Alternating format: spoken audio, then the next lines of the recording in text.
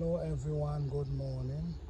I'm going to be talking about this pigeon peas plant that I have here. It's about 10 feet tall and it's about 5 feet wide, maybe more. But this pigeon peas plant I started indoors and now it's almost a year and this thing is still not producing, and now we're in September and I'm getting worried because I really would like it to produce some flowers that I can get some pigeon peas.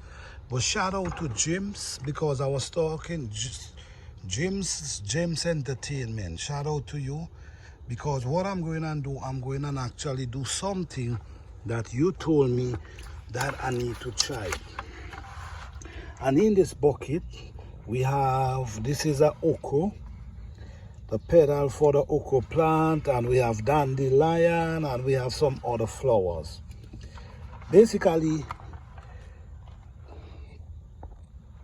Jim's told me that a good thing to do is to use dandelion flowers, soak it in water, and then wet the plant with it, because what could happen is it can make the plant produce flowers.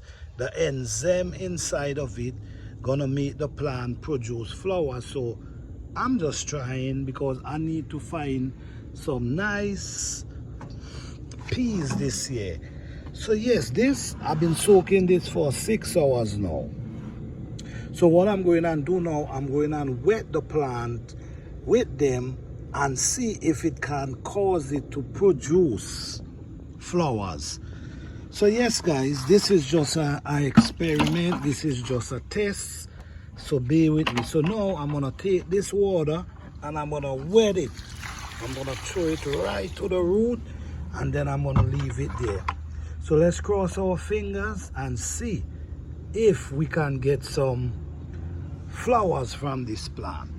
Thank you guys for watching. Hope you guys enjoy. Stay tuned and let's continue this journey. I will give you an update on this plant pretty soon.